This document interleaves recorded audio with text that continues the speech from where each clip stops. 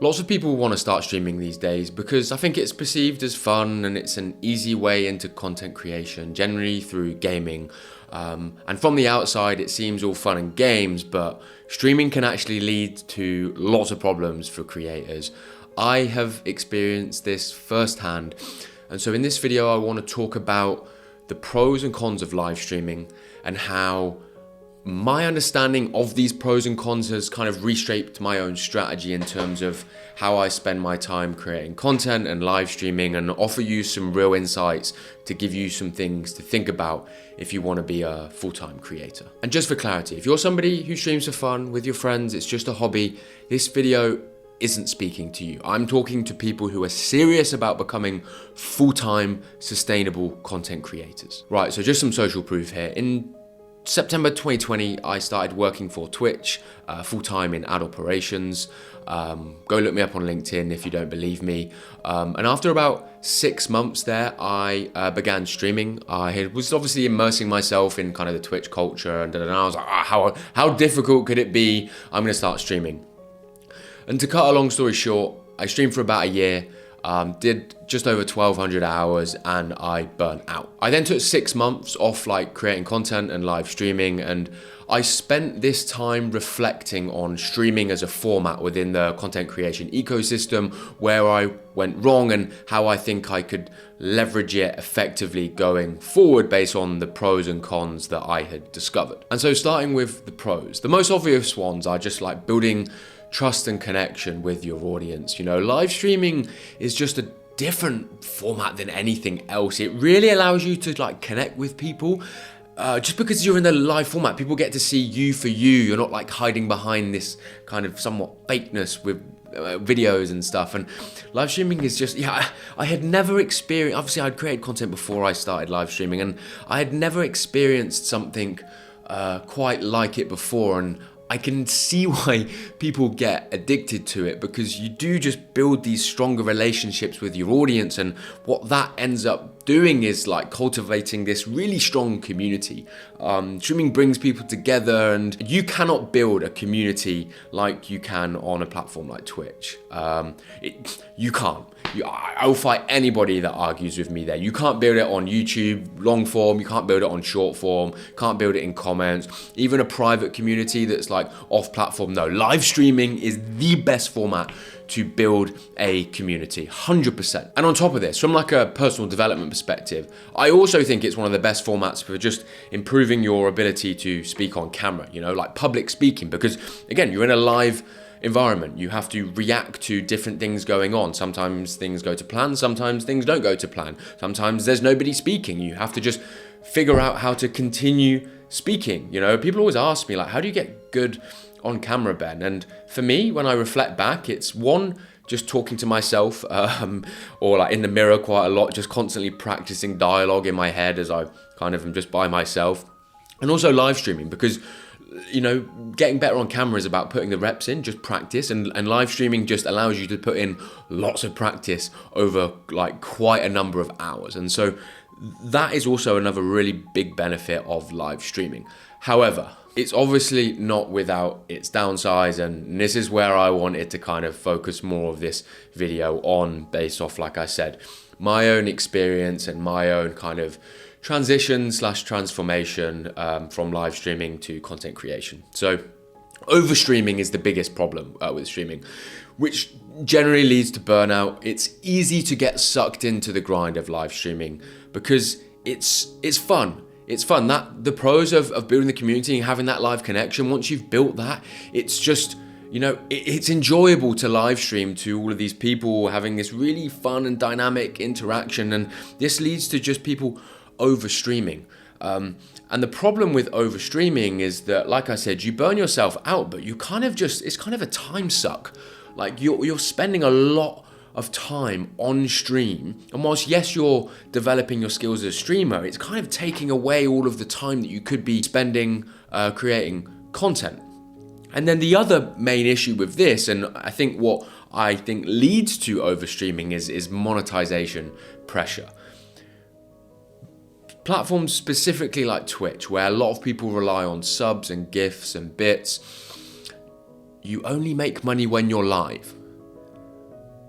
let that sink in. You literally only make money when you're live. And so if live streaming is your main piece of the puzzle and you want to be a live streamer, you need to realize that like that is going to come with its own pressure. I felt that pressure. I felt the longer I was live, the more money I would make. And even though it wasn't just about making money, that was always something in the back of my head.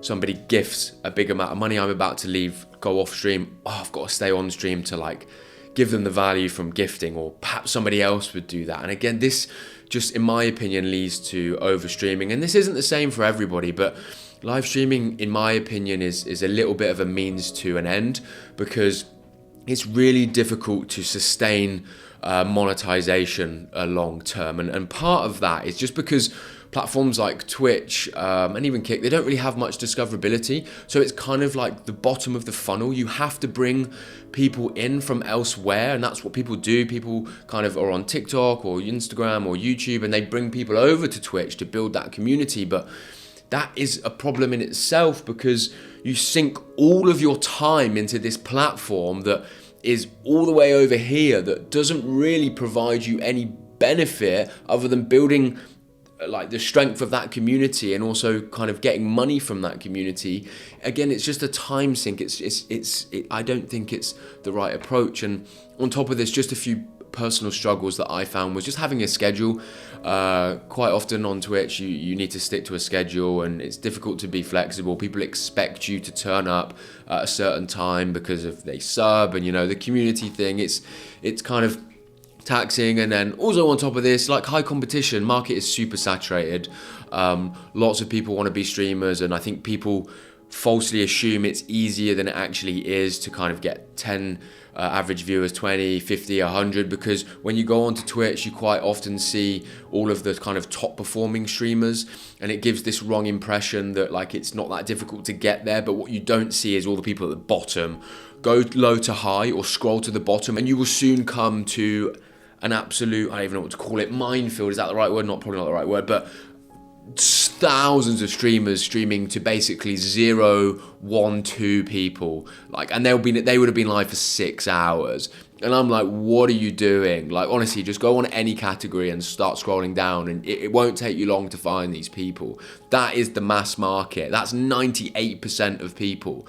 The people at the top are like the 1, 2%. And it is incredibly difficult to get into that 1 to 2%, harder than any other platform, I promise you. And so like me going through all of this myself and identifying pros and cons, it made me realize that streaming should never be the main piece of the puzzle. Never. Like, if you're realistic and honest with yourself and you want to be a full-time content creator that's sustainable, stress-free, money is good, you're not worrying about fluctuations of subs and XYZ, right? This is what you need to think about. When I came back to content creation, I said to myself, I'm not going to stream for 6 months. I'm not going to get sucked in again to this live streaming environment, because I knew that I would. I decided instead I would spend 6 months honing my craft on how to make good TikTok videos. Short form content was what I chose. You could do short form, you could do long form, it doesn't matter. What you should be doing is ignore live streaming and instead focus on how do I get good at making videos, either short or long. Doing your research on editing, doing your research on just loads of different things that make up a good video. And I really went hard on that, and it paid off.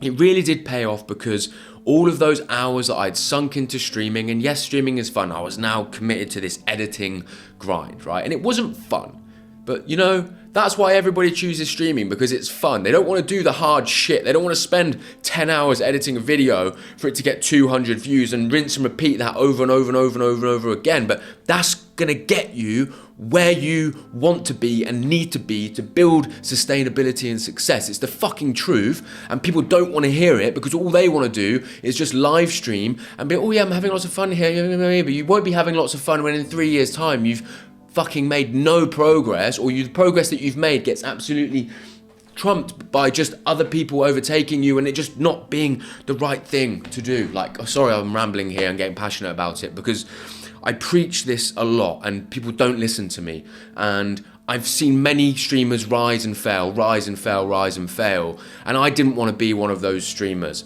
I already rose and fell, and I'm not going to make the same mistake again. And so once I had built my audience on TikTok a little bit, I then started streaming again, and I decided to only stream on TikTok. And the reason why I decided to only stream on TikTok is because it's the only platform that really offers good discoverability when you live stream.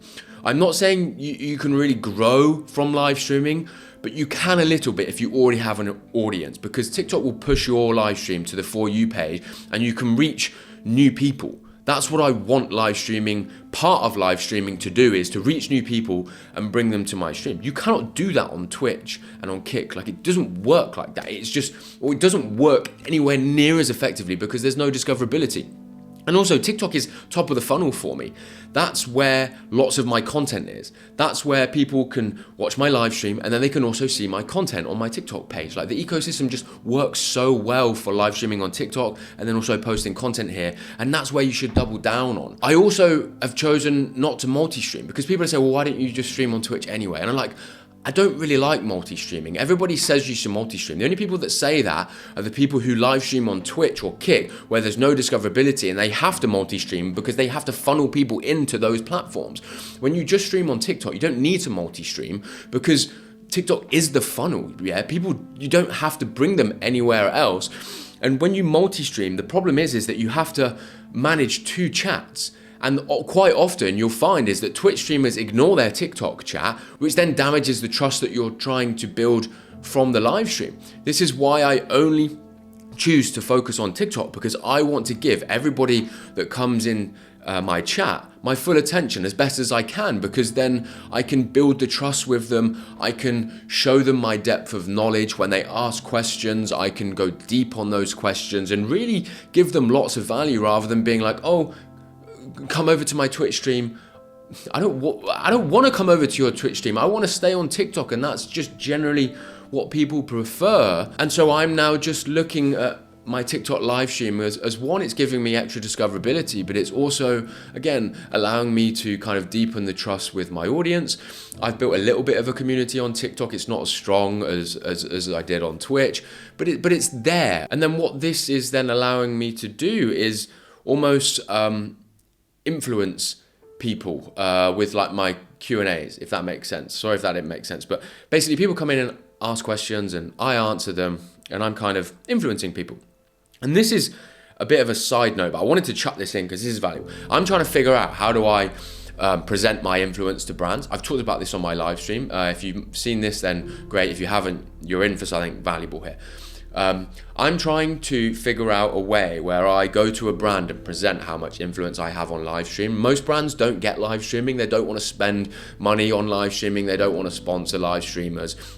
This is a big problem because I know that lots of people are coming onto my stream and going, Ben, what camera do you use? What microphone do you use? What this do you use?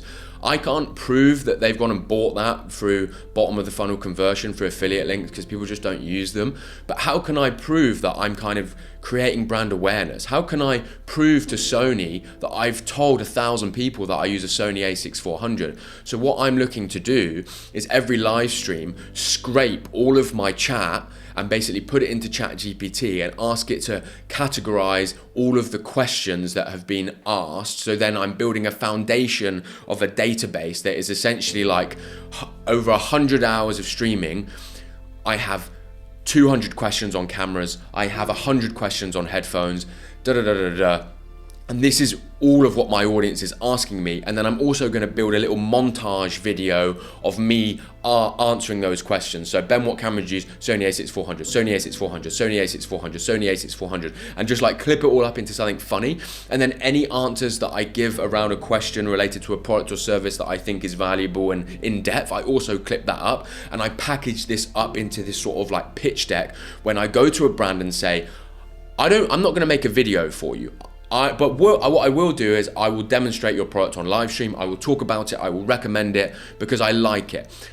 here are some stats, here's like a little entertainment montage. Nobody is doing this. So honestly, take this idea and run with it. It's yours. This is what I'm about to start doing because I'm trying to prove to brands that I have influence on live stream because of the community, because of the trust, and anybody could do this. Brands want to see data. They want to see that you are actually influencing. And so that's just a little nugget there of something that I've thought about recently of trying to solve that problem for myself. And so my final advice to you is to only stream really if you have some sort of audience built. If you don't have an audience built, go to the drawing board and start figuring out how to make good videos. Whether you want to build that audience on YouTube, on Instagram, on TikTok, it doesn't matter. But if you are sinking more hours into live streaming than you are into making content, in my opinion, you have got the wrong strategy and approach to becoming a full-time content creator, please. And if you still want to stick in the gaming niche, do what I did. Use gaming and streaming to build your skill set on how to make videos, how to live stream, and then pivot out like I did. You know, maybe you need to burn yourself out to make you realize that you shouldn't be doing it, but build your skill set in the gaming niche or the entertainment niche and then move to education. Education is much more monetizable. Education is so much easier to be a full-time content creator in. Trust me, I've done 5 or 6 different niches. It is by far the easiest to monetize and build success and sustainability in. So find something you're passionate about within your life that you feel like you can educate people on and go at it. Then once you've actually built some sort of audience, think about live streaming no more than 3 times a week. Also pick a platform. As I said, I wouldn't recommend streaming on Twitch or Kick because of bottom of the funnel stuff. I would pick TikTok first, and then second, I would maybe consider YouTube vertical live streaming because I know you also get some discoverability and reach on that because it goes in the shorts feed, but I don't think it's as good as TikTok. So I would go with either one of those two or somewhere where your other VOD content exists. So maybe just YouTube horizontal as well. But again, that doesn't get you much discoverability as well, and you might end up just over streaming also. And then last but not least, just be realistic, right? Think about what you're doing. Think about how you're spending your time. Constantly reevaluate it. Every month, just sit down and go, okay, I'm spending 15 hours a week creating content in some way, shape or form. Like, what am I doing? Is this working? Is this not working? Do I need to spend more time doing this or spend more time doing that? And just think about how you can really diversify yourself across a couple of skills and formats. And again, like I said earlier, focus on either short or long. Get that dialed in. Get yourself to a point where you are good at that and you are starting to see progress and momentum. You build the audience and then consider live streaming, because live streaming is powerful.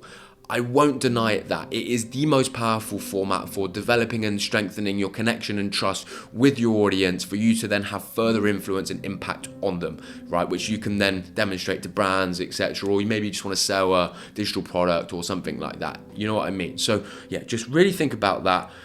If you have any questions, put them in the comments. Hopefully this has been valuable. Hopefully it's given you some insights. I really was looking forward to making this video because I think I've got some good perspectives on the whole ecosystem from coming from a live streaming background. So yeah, hopefully it was valuable. Hope you enjoyed it.